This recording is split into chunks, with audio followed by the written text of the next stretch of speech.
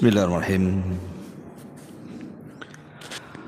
Assalamualaikum warahmatullahi wabarakatuh. Alhamdulillah wassalatu wassalamu ala Rasulillah wa ala alihi wa sahbihi wa mawalah wa la hawla wa la quwwata illa billahi wa ba'du.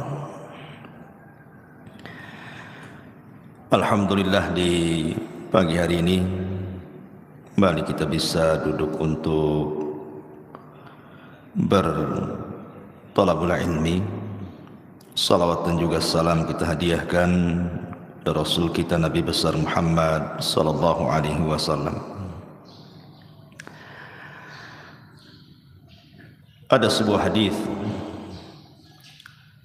dari Abi Sa'id Al-Khudri radhiyallahu anhu.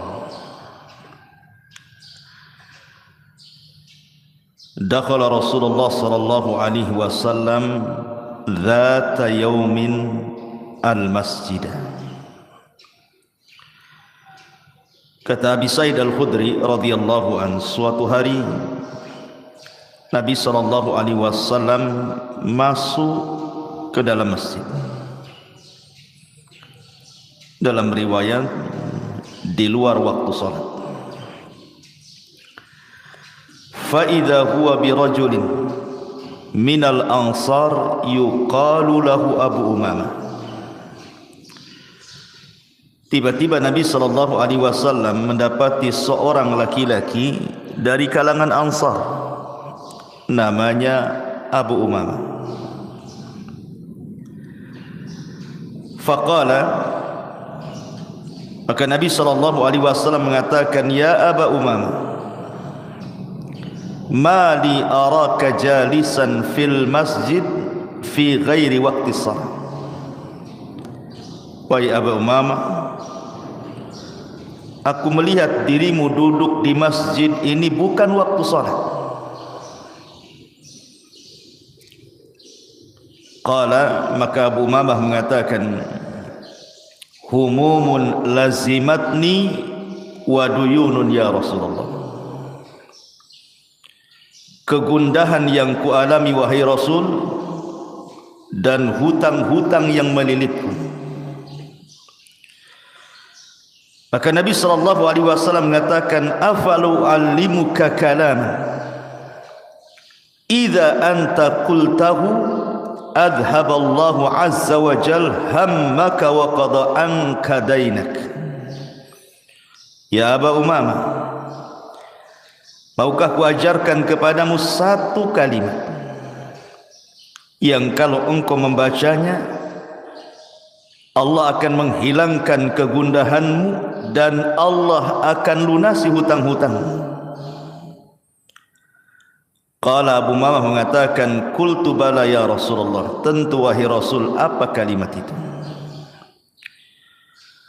Qala, maka Rasul mengatakan, kul idza asbahta wa idza amsayta Allahumma inni a'udzubika minal hammi wal hazan wa a'udzubika minal ajzi wal kasal wa a'udzubika minal jubni wal bukhli wa a'udzubika min ghalabatid daini wa qahrir rijal.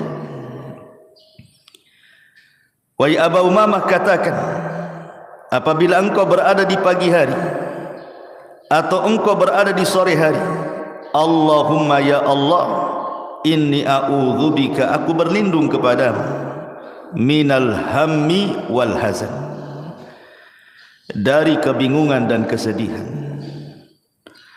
wa a'udzubika, dan berlindung kepadamu, minal ajzi wal kasal, dari kelemahan dan juga kemalasan, wa a'udzubika minal jubni wal bukhli, dan aku berlindung kepadamu dari kepengecutan dan kebakhilan, wa a'udzubika min ghalabatid daini wa qahrir rijal, dan aku berlindung kepadamu dari terkalahkannya oleh hutang ataupun dikuasai manusia. Qala, maka Abu Umamah menceritakan, fa fa'altu dzalik, aku pun mengikuti saran Nabi. fa adhaballahu azza wa jal hammi wa qada anni daini, maka Allah subhanahu wa ta'ala menghilangkan kegundahanku dan Allah lunasi hutang-hutangku. Riwayat ini sebagian ulama melemahkannya, kan ada seorang rawi namanya Ghassan, dan Al-Hafidh Ibn Hajar mengatakan layyinul hadis, hadisnya lemah. Akan tetapi hadis ini ada syahid dari hadis yang lain yang sahih dari doa Nabi sallallahu alaihi wasallam, Allahumma inni a'udzubika minal hammi wal hazan. Ya Allah, aku berlindung kepadamu dari kegundahan dan kesedihan. Hadis ini sahih. Ma'asyiral muslimin yang dimuliakan Allah azza wa jalla, yang kita bisa petik kaidah ataupun faedah dari riwayat ini, bahwa setiap manusia, mau solehnya mau tidaknya, mau orang biasa mau nabinya, semua pasti mengalami alham wal hazan. Orang itu pasti suatu ketika akan mengalami gundah, bingung dan sedih. Ma'asyiral muslimin yang dimuliakan Allah azza wa jalla, setiap tempat yang ada kebahagiaan pasti di situ ada kesedihan. Setiap tempat yang ada kebahagiaan pasti ada kesedihan. Boleh jadi kita melihat anak-anak kita terkadang senang, bahagia, tapi ketika anak kita sakit, kita pun sedih. Satu sisi bahagia, sisi lain sedih. Ketika kita melihat istri kita, kita sayang dan cinta kepada mereka, tapi ketika terjadi masalah keluarga, bingung, sedih, gundah dan begitu seterusnya. Ketika kita melihat harta, kadang-kadang kita senang dengan harta, tapi kita sedih kalau seandainya harta itu hilang dari badan kita. Begitulah kaidah kehidupan dunia, ikhwan, bahwa setiap tempat yang ada kebahagiaan pasti terselip kesedihan. Itu kaidah dunia seperti itu.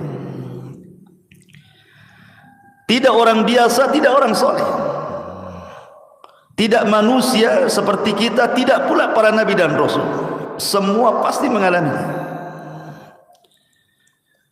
Ma'asyiral muslimin yang dimuliakan Allah azza wa jalla, kita perhatikan dalam kehidupan kita, terkadang ada orang sedih karena kehilangan anak. Anaknya tidak mati. Boleh jadi dia pergi dari rumah bertahun-tahun tak kembali, sedihlah orang tua. Boleh jadi sedih itu karena sempitnya ekonomi, susahlah dia cari kerja ke sana kemari itu, tidak dapat, bingung, gundah, sedih.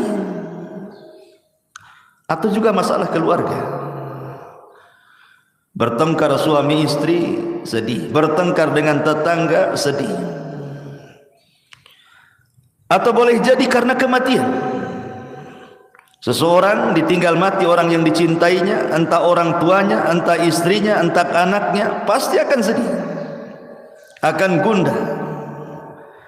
Atau boleh jadi memikirkan sesuatu yang belum terjadi, masa depan. Kadang-kadang sudah bingung duluan dia. Macam mana masa depan anak saya? Macam mana masa depan ekonomi saya? Apakah hutang-hutang ini bisa saya lunasi atau tidak? Stres dia. Itulah penyebab kesedihan. Atau kadang-kadang sakit. Orang sakit itu jauh lebih sedih, lebih galau ya dibandingkan orang sehat. Atau boleh jadi seseorang menghendaki sesuatu tetapi tidak tercapai pula sesuatu itu, sedih juga kadang-kadang. Atau boleh jadi seseorang teringat dengan masa lalu, terkadang sedih juga mengingat masa lalu itu. Atau boleh jadi seseorang itu sedih karena ucapan manusia. Mungkin manusia menggibah dia, memfitnah dia, menghina dia, merendahkan dia, sedihlah dia. streslah dia, gundahlah dia. Atau boleh jadi ma'asyiral muslimin yang dimuliakan Allah Azza wa Jalla, kita sedih entah karena sebab apa, terkadang tanpa sebab tahu-tahu sedih. Ma'asyiral muslimin yang dimuliakan Allah Azza wa Jalla, namanya kebingungan, kegundahan, kesedihan itu masuk dalam semua perkara. Masuk dalam semua perkara. Kita lihat anak-anak, di situ juga dimasuki kesedihan. Lihat istri, dimasuki kesedihan. Lihat harta, dimasuki kesedihan. Lihat kawan, dan begitu seterusnya. Setiap tempat yang di dalamnya ada kebahagiaan terselip kesedihan. Itu sebuah keniscayaan. Ma'asyiral muslimin yang dimuliakan Allah Azza wa Jalla, tentu dengan melihat hadis ini ada pelajaran besar bagaimana Abu Umamah yang awalnya sedih jadi bahagia. Awalnya dia mengatakan di hadapan Rasul, humumun lazimatni wa duyun. Rasul, aku ini bingung, gundah hati dan sedih karena hutang-hutang menumpuk di kepalaku.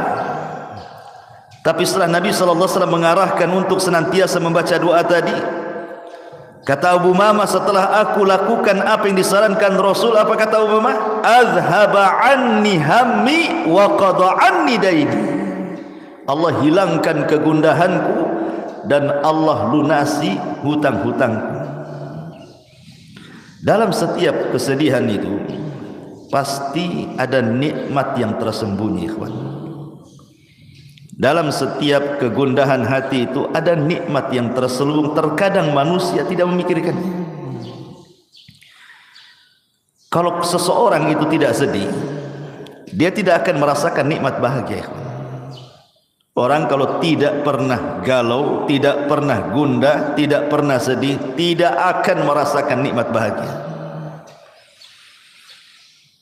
Orang kalau tidak pernah sempit kehidupannya, tidak akan pernah merasakan nikmat lapang. Sebagaimana orang yang sakit, kalaulah orang itu tidak pernah sakit, dia tidak pernah merasakan nikmatnya sehat. Coba kalau antum sakit, antum terasa, oh orang sehat itu enak juga. Jangankan itu, sakitnya mungkin tidak seberapa, sakit kepala mamanya kan itu. Tapi sakit kepala, sakit sekali kepala ini. Baru teringat enaknya ketika tidak sakit kepala. Kan itu. Atau kalau orang tidak pernah merasakan kefakiran, dia tidak akan merasakan nikmatnya kaya. Orang kalau belum pernah fakir, dia belum pernah merasakan nikmatnya kaya. Orang yang tidak pernah merasakan buta, dia tidak pernah merasakan nikmatnya melihat. Orang tidak pernah merasakan nikmatnya cahaya kalau tidak pernah hidup dalam kegelapan. Oh enak juga cahaya ini, karena pernah mengalami kegelapan dia. Berarti taulah nikmat cahaya itu. Sebagaimana orang tidak pernah merasakan nikmat malam kalau tidak pernah berjalan di siang hari, atau mungkin sebaliknya. Begitu juga nikmat taubat. Orang tidak akan pernah merasakan nikmat bertaubat kepada Allah kalau sebelumnya dia tidak maksiat. Ma'asyiral muslimin yang dimuliakan Allah Azza wa Jalla, dan begitu seterusnya. Dalam setiap kesedihan itu pasti di situ ada kebahagiaan. Inna ma'al usri yusra, inna ma'al usri yusra. Setiap kesulitan itu pasti ada kemudahan. Adam alaihi salatu wassalam nikmat terus di sorga. Di sorga itu tidak ada kecuali kenikmatan. Allah uji dengan memakan buah larangan. Akhirnya Adam diturunkan ke bumi. Sedihlah Adam, baru tahu dia nikmatnya sorga. Itu Nabi. Nabi Musa alaihi salatu wassalam ketika dia membunuh seseorang dari Bani Israel, takut dia. Akhirnya dia pun lari dari Mesir ke Madian.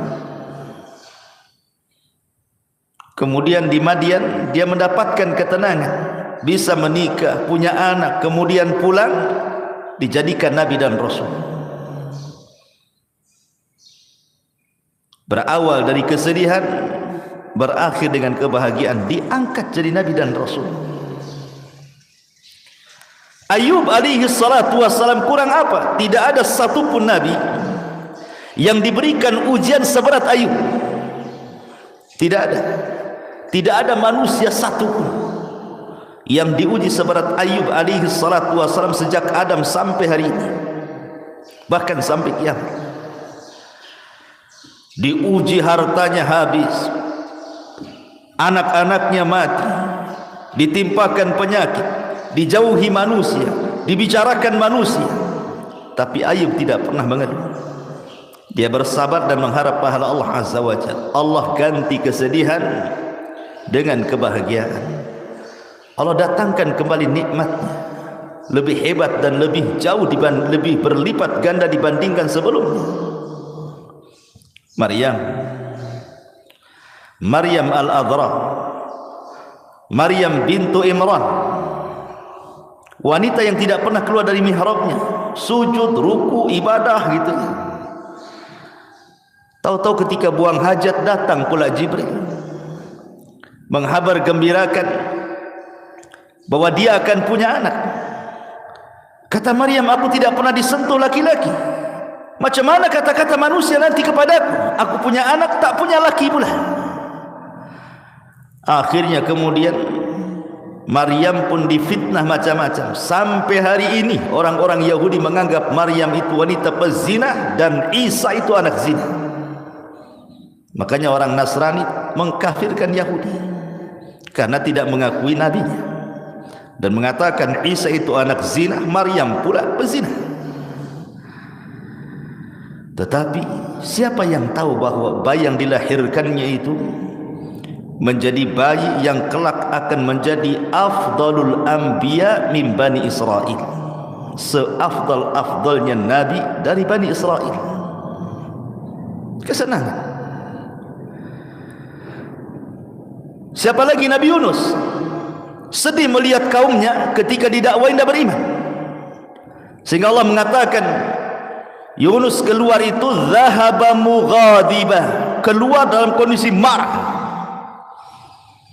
Akhirnya Allah Subhanahu wa taala atabahu, menghukum dia dimakan ikan. Kemudian dia terus bertasbih kepada Allah dan terus bertasbih. Akhirnya Allah Subhanahu wa taala selamatkan Yunus, kembali lagi kepada kaumnya. 100.000 lebih kaumnya beriman. Kebahagiaan ikhwan. Awalnya sedih, jadi bahagia. Nabi kita Muhammad sallallahu alaihi wasallam ketika berdakwah ke Taif, yang sebelumnya 18 kabilah orang-orang Mekah itu, sepeninggal Khadijah dan sepeninggal Abu Talib, berani mengancam Rasul kalau meneruskan dakwahnya akan dibunuh. Sempit dada Nabi, sedih. Berangkatlah dia ke Taif dengan harapan orang-orang Taif mau beriman. Sampai pula di Taif, tidak ada satupun yang belas kasih kepada Nabi SAW. Yang ada dari anak-anak, perempuan, orang tua, laki-laki, semua mengusir Nabi. Bukan hanya mengusir, bukan hanya disuruh pulang gitu saja, dilempari batu, dicaci maki, anak-anak daro duri untuk menyakiti Nabi, sehingga Rasul harus lari 1 mil bersama Zaid ibn Harithah. Nabi hanya mengatakan, Allahumma ilaika ashku dha'fa quwwati. Ya Allah, aku hanya bisa mengadukan kelemahanku kepadamu. Wa qillati hilati wa hawani 'alan nas, dan sedikitnya pengalamanku dan manusia meremehkan diriku. Wa anta arhamur rahimin, kau zat yang maha pemberi kasih sayang di antara hamba-hambamu yang memiliki perasaan kasih sayang. Kemudian Rasul mengatakan, ila man takiluni, ila aduwin yatajahhamuni, au ila qaribin malaktahu amri. Kemana lagi ku tambatkan diriku ya Rabb? Di hadapan musuh yang akan menyerangku, ataukah kepada mereka orang-orang Mekah yang akan menguasai perkara? Tapi lihat bagaimana Nabi SAW menenangkan dirinya. Illam takun alayya sakhatun fala ubali. Ya Rabb, asal engkau tidak marah kepadaku, asal engkau tidak murka kepadaku, aku enggak peduli dengan mereka. Seolah-olah Rasul ingin katakan, kalau orang-orang Taif melempariku bukan karena kemurkaanmu kepadaku ya Rabb, aku tidak peduli. Silakan mereka mengatakan apapun soal diriku, yang penting ini bukan bentuk azabmu kepadaku. Rasul menenangkan dirinya. Kemudian masuk lagi ke Mekah, tidak bisa berdakwah sama sekali, malah diusir dari Mekah ke kota Madinah. Ketika Allah tutup satu pintu, di sana Allah buka banyak pintu. Masuk ke kota Madinah, Islam tersebar, dan Rasul pulang ke Mekah, akhirnya membebaskan kota Mekah. Inna ma'al usri yusra. Antum jangan kira ketika antum sedang sedih karena ada kesulitan, tiba-tiba Allah menutup satu pintu, kemudian antum katakan di sana tidak ada pintu. Bahkan di sana banyak pintu yang akan mengarahkan kepada kebahagiaan. Ingat, ketika Allah mengatakan inna ma'al usri yusra, inna ma'al usri yusra, ketika Allah mengatakan al usri menggunakan alif lam. Tapi ketika mengatakan yusran tidak menggunakan alif lam. Apa faedahnya? Alif lam itu menunjukkan ma'rifat, tapi tanwin itu menunjukkan nakirah. Itu belajar bahasa Arab. Di antara tanda-tanda isim ma'rifat, salah satunya dimasuki alif lam. Tanda-tanda isim nakirah, ketika kalimat itu ada tanwinnya, karena hilang alif lam muncul tanwin, hilang tanwin muncul alif lam. Begitulah matematika dalam bahasa Arab. Ma'rifat itu artinya jelas, nakirah itu artinya tidak jelas, umum. Seolah-olah ingin mengatakan inna ma'al usri yusra, inna ma'al usri yusra. Al usri yang pertama adalah usri yang kedua, tapi yusron yang pertama bukan yusron yang kedua. Artinya terkadang satu kesulitan Allah kasih dua kemudahan. Bahkan bukan dua kemudahan, bisa tiga kemudahan, empat kemudahan, dan begitu seterusnya. Bahasa saya, jikalau Allah Subhanahu wa ta'ala menutup satu pintu, di sana banyak pintu-pintu. Itu maksudnya. Karena Allah Subhanahu wa ta'ala tidak menciptakan kita untuk sedih selamanya, tidak pula menciptakan kita untuk bahagia selamanya. Di sana ada bahagia, di sana ada sedih. Begitulah kehidupan manusia. Ma'asyiral muslimin yang dimuliakan Allah Subhanahu wa ta'ala. Bahkan orang-orang yang kita anggap mereka sedih di mata kita, tapi sebenarnya mereka bahagia di mata Allah Subhanahu wa ta'ala. Wala tahsabanna alladhina qutilu wala tahsabanna alladhina qutilu fi sabilillahi amwata bal ahya 'inda rabbihim yurzaqun. Jangan kau sangka orang-orang yang mati di jalan Allah mereka itu mati, tidak, mereka hidup dan mereka mendapatkan rizki di hadapan Allah Azza wa Jalla. Itu kan di antara zahir yang kita tampak, dia meninggalkan, kasihan dia meninggal. Kenapa dia tidak hidup saja? Di mata kita mungkin kita sedih. Salah, dia sedang mendapatkan kebahagiaan. Belum tentu zahirnya sedih, hakikatnya dia sedih, tidak. Terkadang zahirnya saja kita nampak orang sedih, ternyata dia orang yang paling bahagia. Betapa banyak ikhwatu fiddin yang kita anggap orang itu bahagia, dia pula orang yang paling sedih. Lihat orang kaya, Kita sangka mereka senang. Rupanya banyak orang-orang kaya itu yang sedih. Bahkan orang miskin lebih bahagia dibandingkan orang kaya. Ma'asyiral muslimin yang dimuliakan Allah Azza wa Jalla. Oleh karena itulah maka karena kesedihan sebuah kepastian, gundah hati sebuah kepastian, hadapi saja. Terkadang ada orang yang belum bisa move on dalam bahasa kita ya. Belum bisa melupakan. Sehingga sedih dalam hidupnya. Contoh, orang yang terbiasa dengan harta. Orang yang terbiasa dengan harta, tiba-tiba hartanya hilang. Dia merasa saja bahwa dia masih kaya. Tantang petenteng padahal udah miskin. Kan itu. Orang yang dulunya mungkin mantan jenderal, ketika dia jadi jenderal, gaya, bisa nunjuk orang. Ketika purnawirawan, sudah enggak dihormati orang lagi. Tapi dia merasa masih jenderal juga, karena pernah jadi jenderal masalahnya kan. Karena ada orang kayak gitu, merasa masih jadi polisi padahal sudah purnawirawan kan. Gayanya jadi RT kayak polisi dia. Ada tuh. Dia belum bisa move on. Kalau nikmat itu sudah nggak ada sebenarnya. Atau orang kalau terbiasa, contoh saja, orang terbiasa kemana-mana punya mobil kan gitu. Hilang mobilnya, perasaan masih ada aja nengok gitu. Padahal udah nggak ada. Gitu ya. Ada orang-orang yang belum bisa melupakan masalah. Orang yang dulunya pernah jadi manajer perusahaan, tidak lagi jadi manajer, masuk ke masyarakat kayak manajer aja, nunjuk-nunjuk orang aja tuh ceritanya. Ada orang kayak gitu, kawan. Perasaan dia itu masih jadi manajer. Begitulah manusia. Orang kalau terbiasa jadi pejabat, jadi pemimpin, jadi presiden, ketika sudah tidak menjabat, masih seolah-olah dia itu punya jabatan. Ada orang seperti itu. Karena dia belum terbuka, belum bisa menghadapi kenyataan bahasa kitanya ya. Padahal manusia itu akan diputar, watilkal ayyam nudawiluha bainan nas. Hari-hari itu berputar.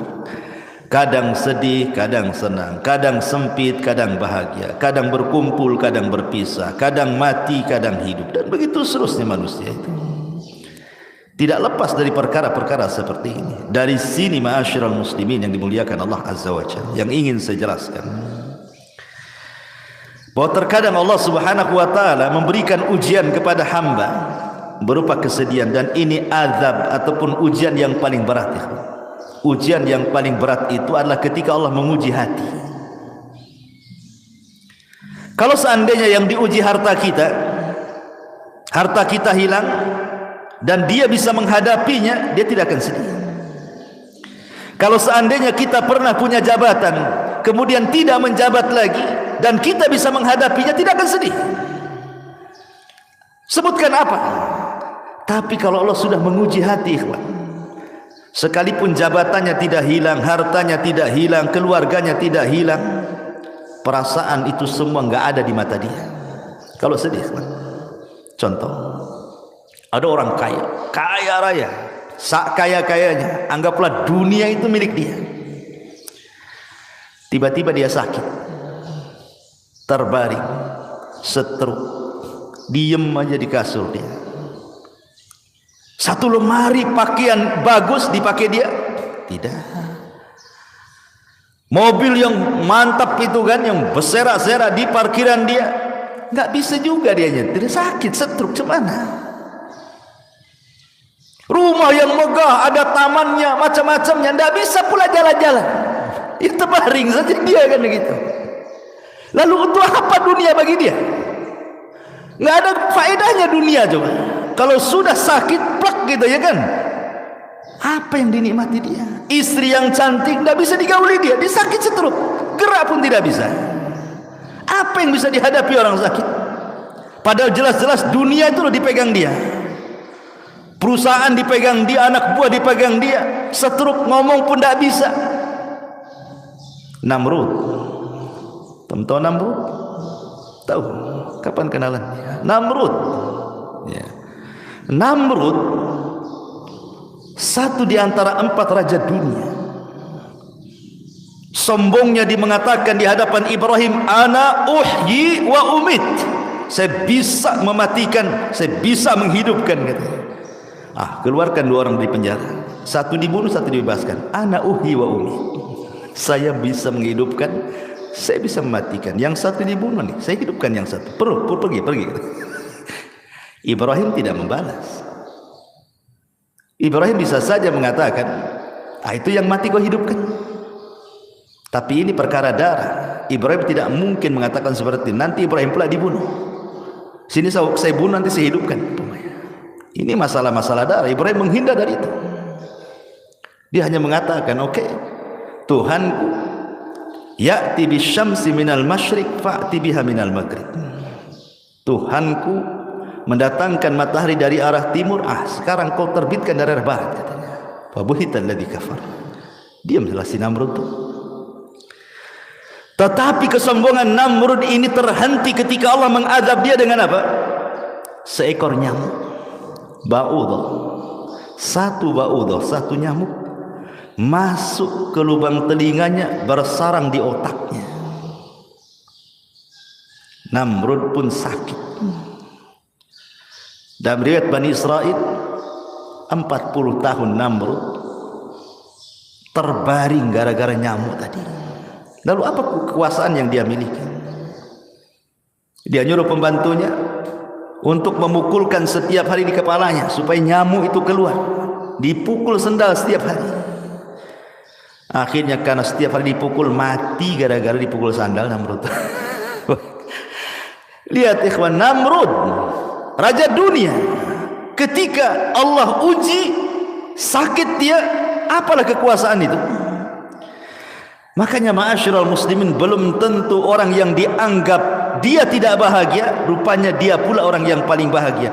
Karena ada orang yang salah ketika mencari konsep kebahagiaan.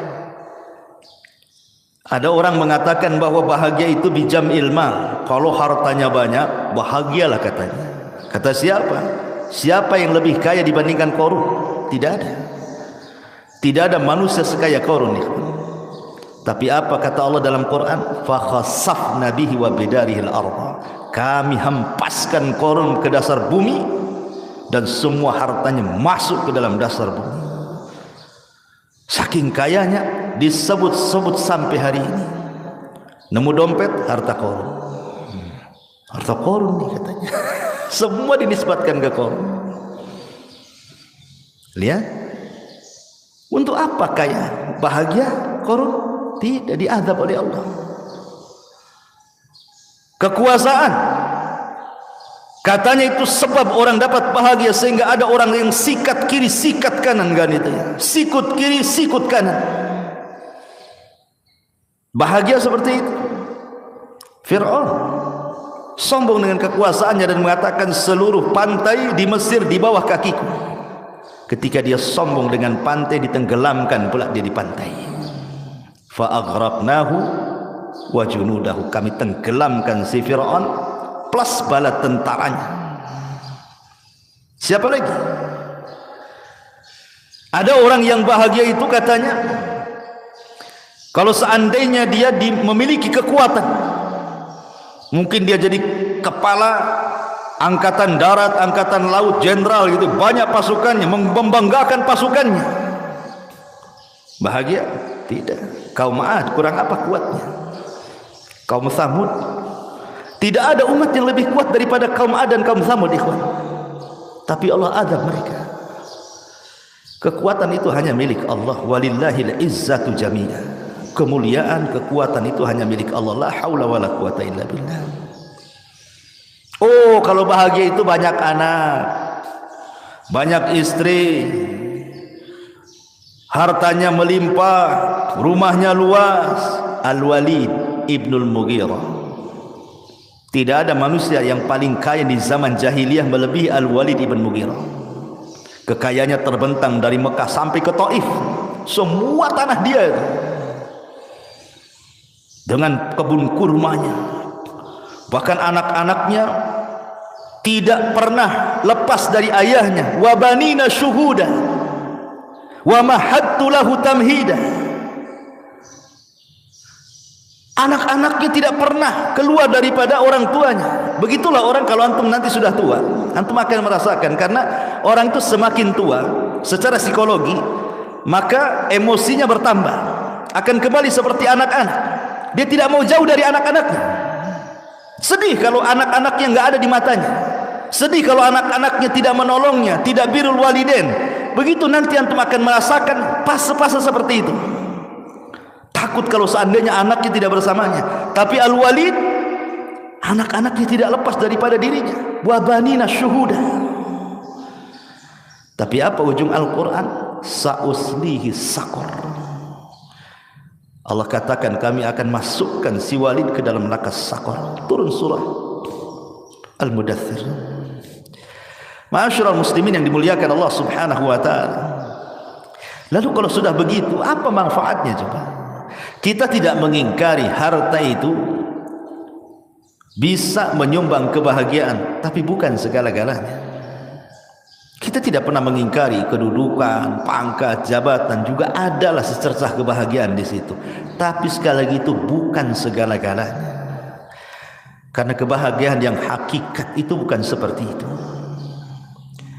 Ma'asyiral muslimin yang dimuliakan Allah Subhanahu wa taala. Yang ingin saya katakan, Ibrahim ibn Adham rahimahullahu taala sampai mengatakan, "Law 'alimal muluk wa abna'ul muluk ma nahnu fihi minas sururi wan na'im idzan lajaladuna 'alaihi bisuyuf." Lihat kata Ibrahim bin Adham, seandainya para raja itu mengetahui atau anak-anak raja itu mengetahui tentang kami para ulama, apa yang kami rasakan dari keindahan, kesenangan, kelapangan hati yang dirasakan para ulama itu, tentu mereka akan memenggal kepala-kepala kami dengan pedang, karena mereka tidak punya kebahagiaan seperti yang kami miliki. Syekhul Islam Ibn Taimiyah rahimahullahu ta'ala suatu ketika pernah sakit. Diceritakan dari Imam Ibnul Qayyim rahimahullahu ta'ala, sang dokter datang kepada Imam Ibn Taimiyah yang ketika itu Ibn Taimiyah sedang sakit parah, tapi masih disibukkan membaca kitab dan mencatat kitab. Kata sang dokter, "Inna mutala'aka wa kalamaka fil ilmi yazidul marda." Ya Imam, bisa enggak kau berhenti membaca, menulis? Karena itu bisa menambah sakit. Kau ini sakit parah, istirahat, banyak tidur. Kata Ibnu Taimiyah, wahai dokter, alaisatin nafsu idza farihat surrat qawiyat tabi'atu fadafa'atil marad. Wahai dokter, bukankah kalau jiwa itu tenang, hati senang, gitu kan, itu bisa menguatkan badan kita dan cepat menyembuhkan. Artinya kalau orang sakit terus dipikirkan sakitnya, makin sakit ya. Tapi kalau orang sakit tidak dipikirkan sakitnya, hatinya lapang, tenang, pasti cepat sembuh tuh dari penyakitnya. Kata dokter, tentu ya betul, memang kaedahnya seperti itu. Maka Ibnu Taimiyah mengatakan, ya dokter, tidak ada kebahagiaan dalam hatiku melebihi ini, membaca, menulis, membaca, menulis. Itu tidak ada kebahagiaan dalam hati kecuali ini. Boleh jadi ini yang mempercepat kesembuhan. Kata dokter, oh itu di luar medis itu katanya. Itu di luar medis. Itu ijtihadmu wahai imam katanya. Tapi dari sini ma'asyiral muslimin yang dimuliakan Allah Azza wa Jalla, lihat para ulama, mereka bahagia itu karena dekat dengan Allah. Yang bisa membahagiakan manusia itu bukan harta, bukan dekat dengan harta, bukan dekat dengan jabatan, bukan dekat dengan keluarga, tapi kedekatan kita dengan Allah Subhanahu wa taala. Ada satu perkataan Ibnu Mas'ud radhiyallahu anhu mengakhiri kajian kita. Kata Abdullah ibn Mas'ud radhiyallahu anhu, dan ucapan Ibnu Mas'ud juga dinukilkan Imam Ibnul Qayyim rahimahullahu taala, dalam Madarijus Salikin. Kata beliau, utlub qalbaka fi thalathati mawatin. Cari hatimu di 3 tempat. Kalau di 3 tempat ini enggak mendapatkan hati, berarti kau tidak punya hati. Cari hati yang lain, katanya. Yang pertama, inda sama'il Quran. Ketika dia mendengar Al-Quran, cari hatimu di sini. Ketika mendengarkan Quran itu tersentuh atau tidak? Atau biasa saja mendengarkan Quran sama dengan mendengarkan musik? Yang kedua, wa fi majalisi dzikri, di majelis-majelis ilmu. Ada ketenangan enggak di situ? Karena ada orang-orang, ikhwan, coba antum cari kawan yang tidak pernah ngaji, ajak ke sini. Apa pantatnya enggak goyang-goyang tuh? Kapan selesai Ustaz di kamar? Kalau saya ibaratkan 2 hewan, ikhwan. Kalau orang yang biasa ngaji itu kayak ikan loncat dari akuarium. Kemudian antum masukkan lagi ke air, tenang dia. Tenang rasanya. Coba antum tangkap burung yang tak pernah disangkar. Masukkan ke sangkar, apa enggak sibuk mau keluar aja tuh. Itulah orang yang jarang ngaji. Antum ajak ke masjid, sibuk aja tuh, mau pulang aja tuh. Apalagi ustadznya ngantuk, ada malas gitu. Seperti itu, ya. Ataupun pamannya, kata beliau, kata sahabat Ibnu Mas'ud radhiyallahu an, wa fi waqtil khalawat, cari hatimu di saat-saat engkau menyendiri. Bangun sepertiga malam, enggak ada orang, semua tidur kecuali antum dengan Allah saja. Kata beliau, fa illam tajidhu fi hadhil mawatin, kalau engkau tidak mendapati hatimu di 3 tempat ini, fa'lam, ketahuilah, annahu la qalbalaka, engkau tidak punya hati. Fasalillaha qalban, minta lagi kepada Allah agar diberikan hati akhar yang lain, gitu. Berarti hatimu mati itu. Minta lagi kepada hati yang lain. Ya. Ini di antara faedah yang disebutkan oleh Abdullah bin Mas'ud radhiyallahu an, subhanaka wa bihamdika asyhadu an la ilaha illa anta astaghfiruka wa atubu ilaik. Allahu ta'ala alam. Assalamualaikum warahmatullahi wabarakatuh.